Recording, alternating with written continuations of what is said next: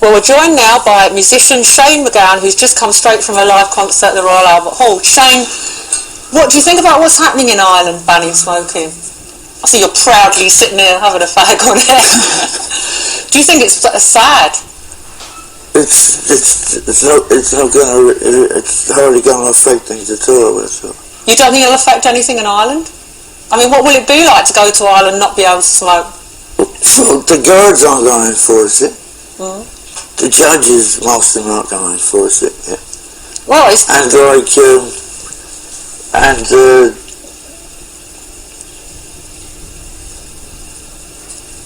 mean, Ireland has got a pub culture, you know what I mean? It's got a pub culture, but that pub culture is going to change because you're not allowed to smoke in pubs anymore in Ireland.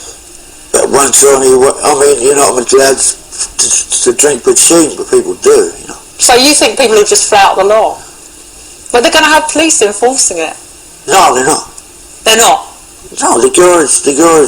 But people are going to get fined, Shane, for smoking in pubs. Won't that change, you know, what it's like to go into a pub in Ireland? The landlord is going to get fined, you know. Well, you will get fined. Well, who's going to fine him? They're going to send people around to find you. Yes, they are, like parking wardens. Yeah, but Shane is saying that the culture of Ireland is so strong that you won't have the support in the community to make it work, that the policemen won't report it and the judges won't fine people. I mean... Well, Michael, that's what they said in New York, and it happened, you know. Well, I think the culture of New York is different. I mean, I wouldn't agree. I mean, I don't know Ireland the way Shane does. So, I mean, who knows what's going to happen there, but... Well, I think Spain. I know Spain, and it wouldn't. I mean, no one would attempt it there. No. Right. Well, the first thing is it's so surprising that Ireland, given its incredible pub culture, has even tried this. I mean, that to me is astounding. But I think now that this is an idea. Well, very actually people, the group that are who are driving it. They're driving it. Yeah. Well, I mean, if Los Angeles is doing it, New York's doing it, Ireland's doing it. I think one has to say this is going to be a very strong global trend. I wouldn't be surprised if we get here quite soon. What do you think, Diane? Do you think it'll happen in London? Did it in New York, and there was a lot of protest, but actually it's been quite successful. And I think Michael's right that we'll see it in London before too long. Well, I went to New York at Christmas, and I went on New Year's Eve. I was in a nightclub in New York. I was in a bar, and then I was in a nightclub, and I came home. Guess what? I didn't smell of cigarettes. Yes. And I had read so much about how everybody, you know, they wouldn't be able to enforce it, and I tell you what, they did enforce it, and it does work. Yeah, but they do believe in enforcing things in New York. I mean, that's, you know, zero tolerance and all that. But I agree with you. I mean, I've moved quite a long way on this issue, as on a number of issues recently, and I think we will look back quite shortly on smoking in public places and dog mess on the streets, which I think is another amazing outrage that still persists today. We will look back on this with shock that it ever occurred. Like today, we look back on the Palace of Versailles, where apparently they used to defecate in the corridors, and we can't believe that. That's so awful. But I think quite soon we'll say, my God, was there really a time when we smoked in public places? But Diane, do you think that the state should be interfering in people's lives like this? Shouldn't people have the freedom to kill themselves by smoking all over? Yeah, you've got the freedom to kill yourself, but you've not got the freedom to pollute the atmosphere and possibly kill other people. That's the point. It's about the workers, by the way, isn't it? It's about the people. Staff as well. It's about the staff. Yeah. People that work in I mean, I know lots of staff, you know, like you know, they don't, you know, like. What they just, you know, I mean, they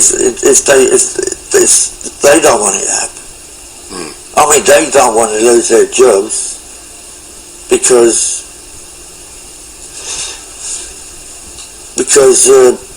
people stop using a pub where you can't smoke.